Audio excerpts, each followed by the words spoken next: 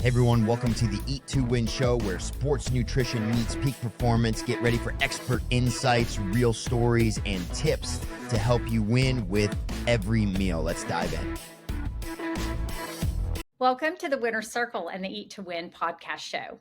I am Margaret Downs, and we are here to talk about all things sports nutrition and how we help athletes win.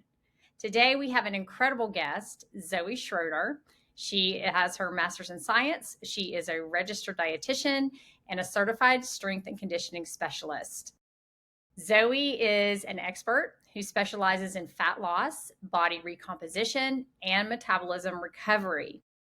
Zoë helps women break free from years of restricted dieting and achieve lasting fat loss by focusing on fueling properly and building muscle.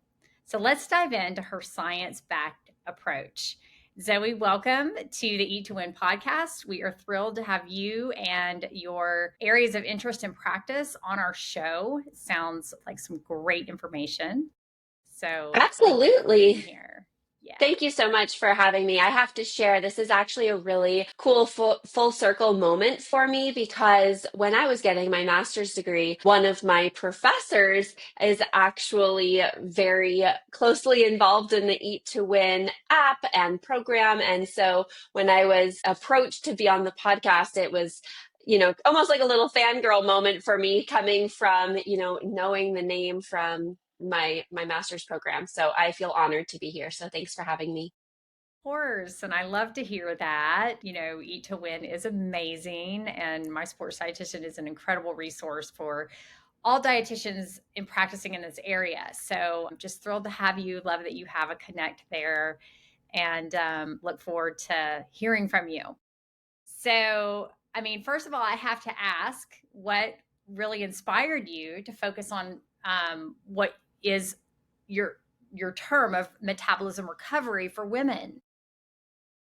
That's so great. I feel like in the coaching space, there's a saying, perhaps you've heard it before, of you become the coach that you needed. So when I was in college, before I actually switched my major to nutrition and went down that dietitian rabbit hole, I really struggled with my own nutrition and relationship with food and, kind of went down that disordered eating rabbit hole. And so it was actually once I was able to start applying what I was learning in my nutrition focused classes onto myself in kind of a case study sort of way, and got to see some really powerful changes in my own body composition. And I finally lost the weight that I had been desperately trying to lose for so long, but through really unhealthy eating patterns and restrictive dieting myself. It was like this world opened up, and seeing what happened when I fueled my body, and not only body composition wise, but also relationship with food wise, it was really liberating, and it fueled that passion inside of me. And so now, as a in my practice and with my clients, it's something that I can relate very closely with. Obviously not to the same extent that a lot of people struggle. However, being able to I know it's scary to eat more calories, but we're doing this in a very incremental and intentional manner that your metabolism actually thrives. It was with that experience from myself and my own experience and my personal journey with nutrition that carried me through to being so passionate about helping women do the same thing. Well, I love that. And thank you for sharing, because it's something that so many people have a challenge with. And really, a lot of people who've come into the nutrition field have come from a background of having some eating challenges, issues, disordered patterns. And so I think having that, that background that really lends to that understanding and empathy, and also the capability to feel where someone's asked you where they're at is so helpful. So appreciate you sharing that about your personal journey. And so tell us a little bit about how this happens. So we know, like, when you get into restrictive eating patterns, obviously there's calorie deficits. I know I've worked with a lot of people in weight management over the course of my career, and it's like we know that just causes major plateaus, doesn't work, especially when it's prolonged, and it could go on for months, years. long periods of time, what does this reversal look like in terms of the time that it might take and reestablishing normal metabolic patterns and or, you know, success in kind of coming out of something that where you've been eating so restricted? Great question. So I always like to start with all of my clients at where a lot of dietitians start is getting baseline data, right? So I have my clients track their food for from the usually from the first session, depending on their own history and if we decide that that's the direction that we are going to be going. And setting that expectation at the beginning and saying, this is going to be a bit of a process. I do things differently than maybe some other quote macro coaches do things, especially if we see like online influencers and that kind of thing, where it's that very incremental approach. Because as we've talked about before, in the intro you shared, it's all about creating that sustainable and that sustainable result. So that means it's going to take a little bit more time, and being okay with that and setting that expectation at the beginning is very important. So usually it's going to take, depending on the client and how low maybe their metabolism has adapted to, how many calories they've adapted to, we're going to, over several weeks, several months, slowly build up those calories in, every 2 weeks, doing a very micro adjustment so that their metabolism adapts favorably, right? Because if we went from eating 1,000 calories a day to 1,900 calories a day, your body, if it has adapted to that 1,000 calories, it's not going to necessarily respond in the way that we desire. But also setting that expectation with clients at the beginning of, listen, I know that it's scary to eat more food because we've been told if you want to lose weight, just eat less and exercise more. And that has done a lot of damage. But I'd say, from the experience that I had with myself and then with the countless clients that I've done this with since then, I can confidently say for most people who do desire weight loss and are working towards fat loss with that history of dieting, when we start to do that reverse diet, they see fat loss. They see their body, it's like a sigh of relief, right? Their body feels safe. And it's pretty powerful. And I think that is really good positive reinforcement that clients need to trust the process in seeing that result right away, and feeling better energy, and to be able to experience less cravings. And oh my gosh, all of a sudden I'm not snacking all night and on my kids' fruit snacks and whatever else the case may be. So there's a whole cascade of benefits, but really setting that expectation at first that this is going to be at least several weeks, if not several months of a process. So when we're talking about healthy weight, in the perspective of fitness versus just being skinny, right? Like there's skinny and then there's fit. So people have to be prepared to eat that energy to gain that lean mass. And that's one of the things I think is a big misunderstanding too. What do you think about that? Yes, absolutely. And a specific client comes to mind that we've been working together for actually not even that long, only about 4 months at this point.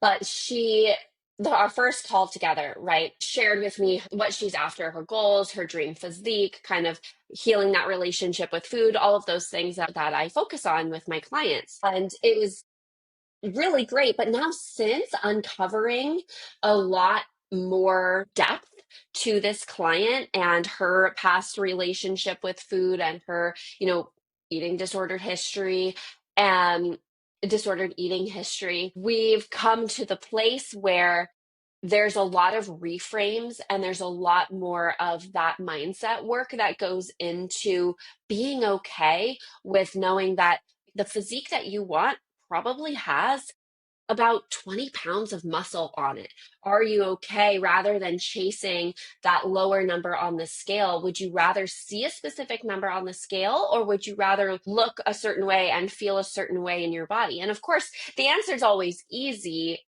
for the most part for clients to answer, but actually wrapping their head around that and being okay with that is a whole nother ballgame, which is why in my practice, as a lot of dietitians probably relate to, is we can take it or leave it with the scale. It's only one data point, one metric to track.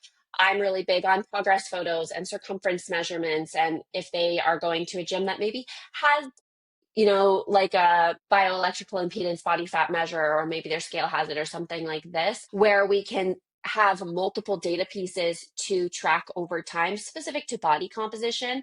But I also really put that emphasis on the biofeedback. People always say, I want to feel better, but we need to turn that into a metric to track. So in my practice, I have them rate their energy levels, their cravings, their hunger, their mood, their sleep quality, so that again, it's data that we can track over time to see the benefits of this reverse diet and see the benefits of properly fueling the body, not just to help them achieve a physique goal, but also to see, listen, this food is doing so much good for your body, and look at the data to support it. That's wonderful. That's one of the biggest things I love about Eat to Win is that our tracking mechanisms are holistic, but they also focus on mood, sleep, hunger and injury, how your body's feeling. Are you sore? How are you recovering?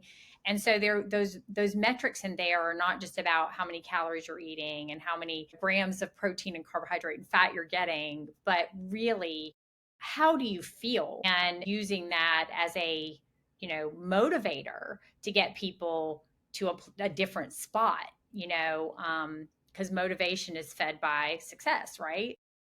Absolutely. Yeah. I love that. I love that that has that extra metric in there. And a tool that I have a lot of clients use if we're trying to identify specific patterns, and maybe if there's a behavior that's continuing to show up and we're trying to dig into that a little bit further, is taking it not just from tracking your food, but having that food journal. So taking that little extra field to maybe put a couple sentences. What were the circumstances around this food choice? How did you feel before and after? Were you sitting in the car and you scarfed it down in traffic? Or was this a meal that you were able to sit down at the table and eat mindfully? And having that little extra piece of reflection brings the awareness to the behavior. And of course, awareness precedes change. So we're able to use that as another data piece for reflection and identify where we can have an area of opportunity for change.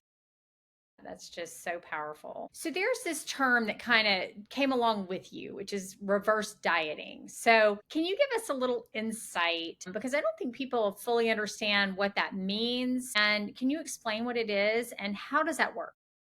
Yes, absolutely. And I do think that reverse dieting is a term that, especially in the past several years online, it's become very buzzworthy. And, there's maybe a clickbait way to go about it that, non-registered dietitians or people who don't have the credentials follow. And then of course there's the science and evidence-based version, right? And I always like to try to break it down into very simple, easy to understand terms, because, we went to school for this. This is our career, but we're not, we're not taught in outside of nutrition degrees, we're not taught these things. We're not like having that pressure to know everything, or that this is something that you should have figured out.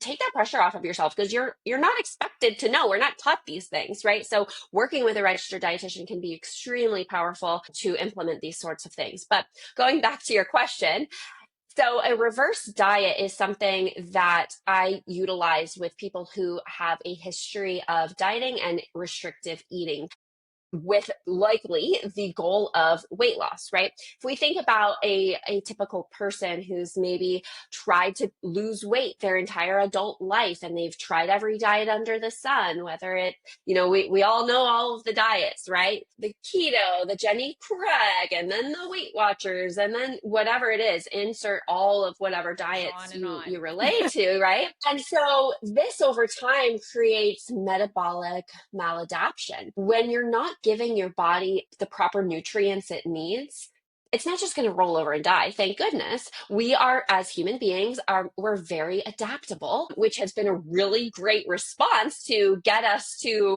surviving famines and to be able to continue living life, even if we're not every day given enough. However, over now, a lack of food in our study is not the issue. A it's about how can we balance that in a way that's fueling to the body and helping to promote that metabolic recovery. When somebody comes to me and I have them track their food, so we have that baseline data, and it's okay, wow, you're eating between 900 and 1100 calories a day. But then maybe on the weekends, it's 2000 and 2500 or whatever the case may be. So their metabolism, let's say, has adapted to 1,000 calories, which means when I calculate their basal metabolic rate, how many calories they need just to lay in a bed and stay alive, for most people, it's way more than 1,000 calories. And then we add in the activity factor and we add in their other exercise and whatever else we get to get their maintenance calories. There's usually a huge discrepancy, right? So if I calculate someone's maintenance calories, let's just for sake of round numbers use 2,000 calories, but their metabolism has adapted to 1,000, we're not just going to automatically go to, oh, well, this is how many calories you need. So that's where we do that reverse diet, meeting in the middle and working towards building up that metabolic flexibility and recovery towards, okay, maybe the first week, the goal is to just eat 1,100 calories every day. And of course, it's not going to be perfect, but I always give like a percentage plus or minus to try to be within the range, just to give a little bit more flexibility without having maybe the average is still 1,100 calories, but if one day is 2,500 and the next one is all over the place, your body is still like, I don't know what's going on. And of course, as we know, our bodies are designed to keep us alive, and they do such a great job of that. But in this case, we need to basically train and show that it's going to be okay. Like, you're going to be safe. Look, I'm giving you what you need every day by mouth. You don't need to store this extra fat anymore for later, because I know that there's that protective mechanism, thank goodness, physiologically, right? But then over time, having that very small incremental, and then over those several months, we get to, let's say, 2,000 calories, and they've maybe even lost weight or at least maintained their weight. Then we can go into a caloric deficit. Then we can actually get into what maybe they signed up to start with, right? But why we cannot start in a caloric deficit, or why so many people come to me and say, I don't know, I'm just trying to eat, I keep eating less. I don't know what to do. Like, I'm eating as little as possible. That always backfires. So that's where taking that incremental approach to heal your metabolism, tell your body it's going to get what it needs every day, and then it starts to feel safer, and then it can start to, as I like to say, have that sigh of relief and safely start to, oh, okay, I can get rid of this extra fat. I don't need it, because I know that I can rely on getting enough by mouth every day. Yeah. Such an important, factor. And I think especially working with a registered dietitian, getting the right information, right? Because people just want that get fixed quick. Yeah. It's just a process to come back from some of this stuff. So stay with us as we take a short break to thank our sponsors. You are listening to the Eat to Win podcast show with your host, Margaret Downs. Liquid Fuel is a new sports and hydration product formulated by a sports dietitian to give athletes the edge to train and compete longer. It contains low glycemic carbohydrate platinose designed to keep blood sugar levels more stable, to provide energy for 3 to 4 hours without the blood sugar crash seen in other leading sports drinks. Its unique 4-part electrolyte formula includes 50% of your daily magnesium need to optimize muscle function. Liquid Fuel is naturally sweetened, along with no artificial ingredients or colors. Currently being used by high school, collegiate, and professional teams, Liquid Fuel allows you to live life with confidence, knowing you're properly fueling your body. Visit drinkliquidfuel.com and use the code MSD10 to get 10% off your order. Welcome back to the Eat to Win podcast, where we are talking with Zoë Schroeder about some topics that are very important with respect to metabolism recovery and sustainable weight loss. So let's jump back in. And just love this conversation. So many important takeaways here. And I'm curious, what do you feel like are some of the biggest misconceptions for people when we're talking about weight loss? We've touched on several things here, but when it comes to sustainable weight loss, what do you feel like people really struggle with the most? I'm really big in my practice about the mindset shifts because what you think about and what you focus on, you create more of, right?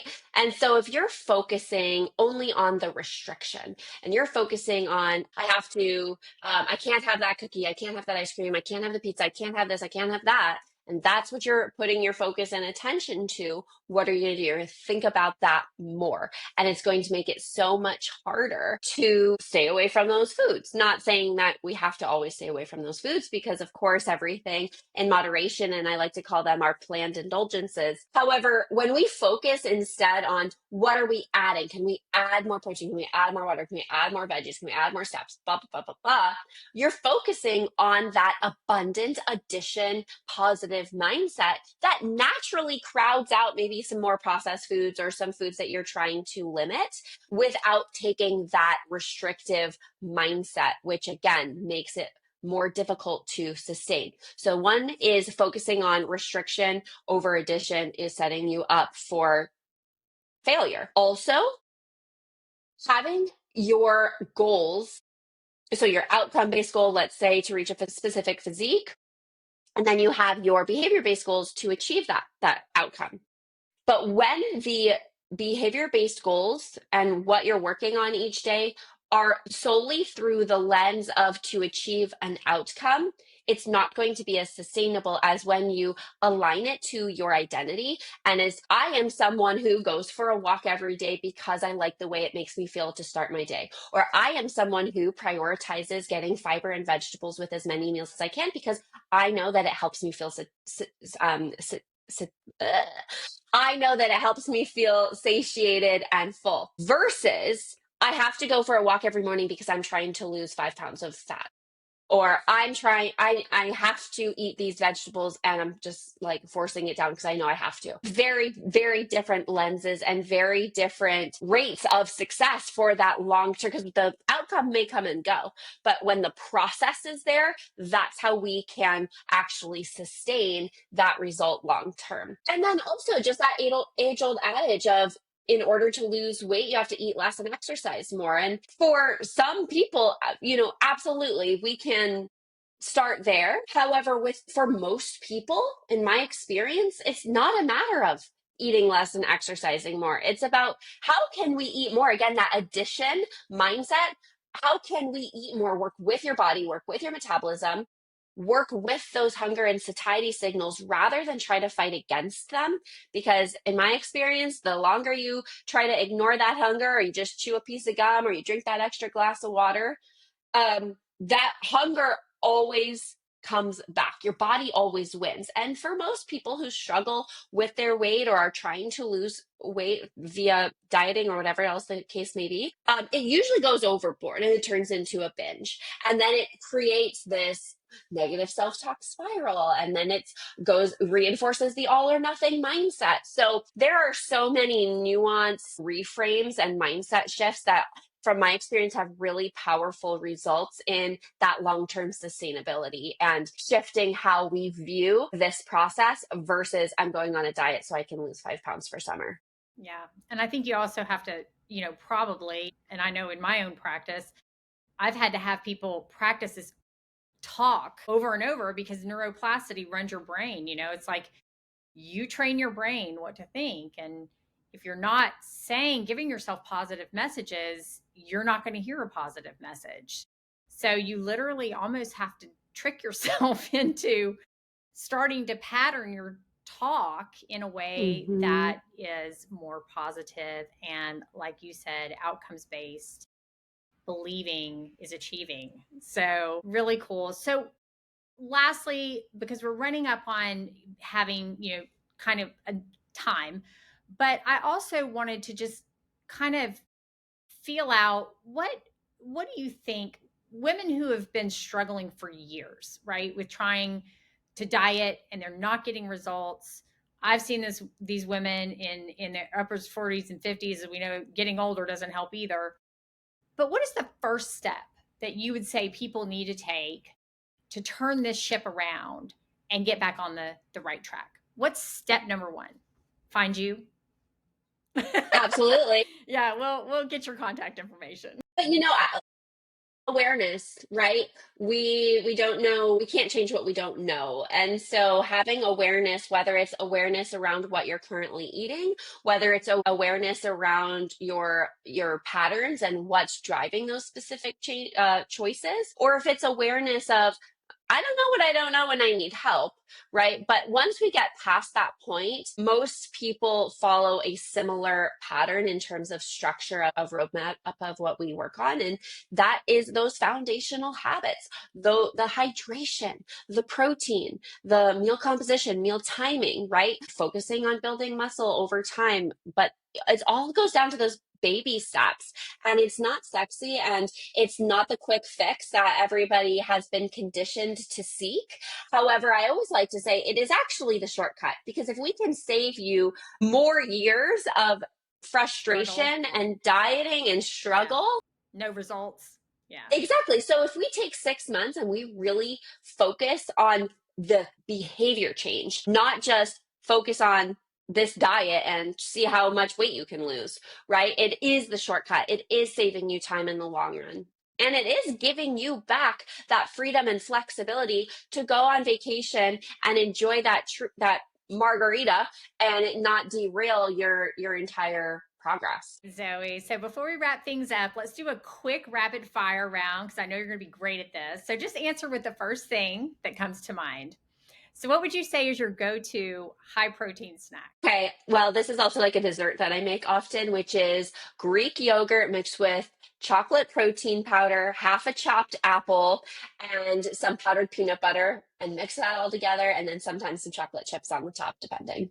Oh, delicious. All right. What is your favorite exercise for body recomposition? Well, strength training, of course, but if we're thinking about which kind of body part, if I'm answering my favorite exercise, of course, legs and glutes are my favorite thing to lift. So, I do that more often.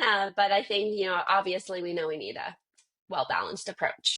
Exactly.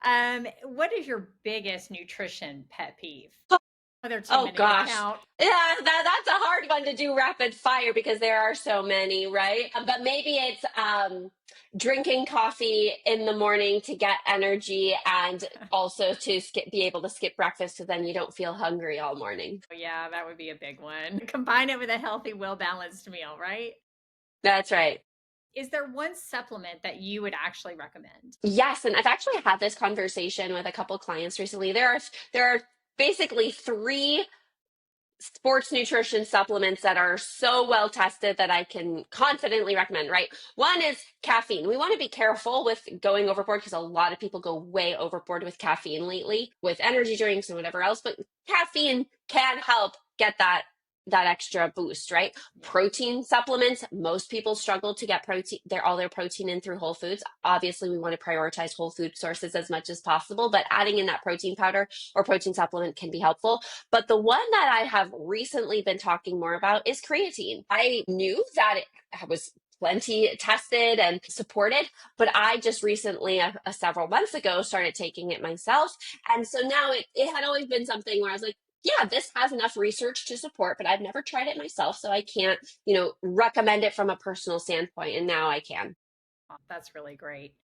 Well, we really appreciate your time today and coming on our show and sharing some of your practice with us. I'd love to leave our listeners with your contact information and how to find you. I know you've got a really great profile out there. So, how can our listeners find you, Zoe? Absolutely. Well, on social media, Instagram, TikTok, TikTok, not so popular. You don't need to go there. Most of my content is on Instagram, and that's going to be Fat Loss RD Zoe. And then please feel free to check out my website, zoeschroedernutrition.com. I have all of the programs and different ways that we could work together there. That's terrific. Well, thank you. And that is it for today's episode of the Winner's Circle and the Eat to Win podcast show. A huge thanks to Zoë Schroeder for sharing her expertise on metabolism, recovery, dieting, and sustainable fat loss. If you found today's insights valuable, please be sure to like, subscribe, and give us feedback. And until we meet again, keep winning. Thanks for joining us on the Eat to Win show. Remember, every meal is a step toward victory. Until next time, stay strong and keep winning.